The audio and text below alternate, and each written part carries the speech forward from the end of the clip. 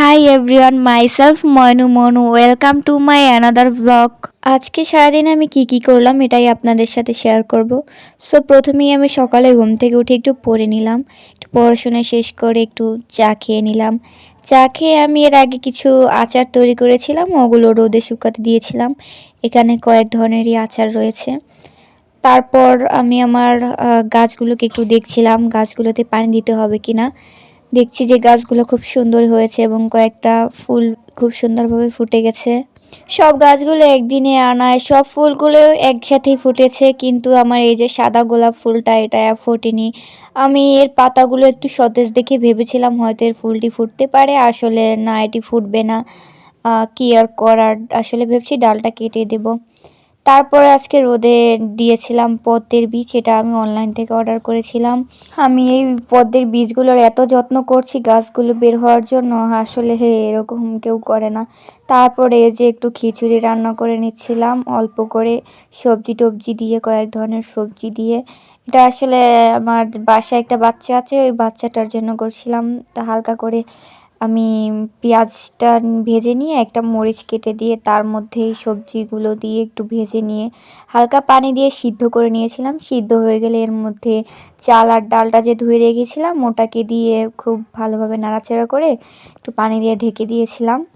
আমি জানি না এই খিচুড়িটি খেতে কেমন হবে, কারণ এর আগে কখনো আমি বাচ্চাদের খিচুড়ি এরকমভাবে রান্না করিনি। এই আচারটা আমি বেশ কয়েকদিন আগে থেকেই মেক করেছিলাম, তারপর রোদে দিয়ে শুকিয়ে কিছুটা আচার ফ্রোজেন করে রেখে দিয়ে রাখার জন্য একটা বক্সে করে নিচ্ছিলাম। আর এখানে কিছুটা আচার আমি একজনকে দেওয়ার জন্য রেখেছিলাম। আর এটা হচ্ছে আর এক ধরনের আচার, যেটাও আমি একটা কাচের জারে সংরক্ষণ করছিলাম। পরে ছাদে এসে দেখি আমার একটা আপু মাছ কাটছে, আর এই যে বেবিরা বাচ্চারা খেলা করছে ছাদে। আসলে শীতের দিনে ছাদে ভালোই লাগে।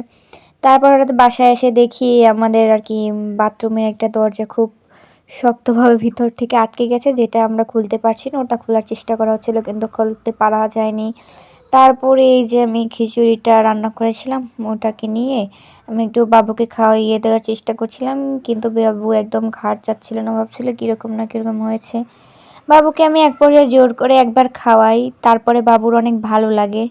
আসলে বাবু তারপর পুরোটা খিচুড়ি নিজে নিজে খেয়েছে, তার নাকি খুব ভালো লেগেছে এবং সে সবটাই খেয়েছে। এর আগে কখনো সে সব খাবার একসাথে খায়নি, এবারই খেলো। তারপর আমার ক্ষুধা পেয়ে যায়, আমি গোসল টোসল করে ভাত খেতে আসি। আর এই যে আমার খাওয়ার ধরন, আমি সব ধরনের সব কিছু একসাথে নিয়ে তারপর এক প্লেট ভাতের সাথে সবগুলো আমি একবারে খাই, আমি বারবার নিয়ে খাই না। তারপর একটু ঘুমিয়ে টুমিয়ে তারপর বিকালবেলা উঠে আমরা একটু বাজারে চলে গিয়েছিলাম। আর এই তো আমাদের শিয়ালটা রেডি, ওকে আমি শিয়াল ডাকছিলাম, আসলে ওর ড্রেস আপটা এমন যে ওকে শিয়ালের মতোই লাগছিল। এই শিয়ালটা যাওয়ার জন্য সবার আগে রেডি। আসলে বাচ্চারা কোথাও যাওয়ার কথা শুনলে একটু বেশি আনন্দিত হয় এবং লাফালাফি করে, ওরা আসলে ঘুরতে পছন্দ করে। তারপরে এই তো বাসা থেকে নেমে আমরা একটা ভ্যানে উঠে পড়েছিলাম, তখন যাচ্ছিলাম। আসলে এই রাস্তাটা না আমার অনেক ভালো লাগে, তবে গাড়িতে না, হেঁটে যেতে এই রাস্তাটা থেকে আমার অনেক ভালো লাগে।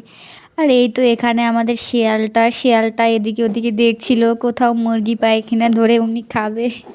তারপরে এই তো 2 মিনিটের মধ্যে আমরা চলে এসেছি বাজারে। বাজারে এসে দেখছি এখানে অনেক লোকজন, অনেক ভিড়। আসলে আজকে হয়তো কোনো ধরনের কোনো মিটিং ছিল, জানি না।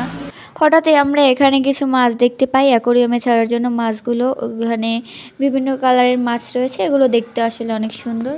এখানে মেহেদি দিয়ে রং করা কি সুন্দর একটা বিড়ালটা পড়ে গেল, তার ক্লিপ নেওয়া হয়নি। তারপর ছাদে এসে দেখি এই ঠান্ডার মধ্যে এখানে বসে মাছ ধরছে। আসলে এদের কি শীত টিত করে না, জানি না। তারপরে আমি দুপুরবেলা আজকে আমরা মাটি এনেছিলাম, সেগুলো রোদে দিয়েছি। আর ফুল গাছগুলোর কী অবস্থা সেগুলো দেখছিলাম, গাছগুলো মোটামুটি ভালোই আছে। হঠাৎ দেখি 3টে পাখি উড়ে যাচ্ছে, আসলে এই দৃশ্যটা অনেক সুন্দর। এই পাখিটির নাম জানি না, আপনারা কেউ জানলে বলবেন। পাখি দেখার সময় দেখছিলাম একটা রকেট যাচ্ছিল, এটাকে একটু দেখালাম।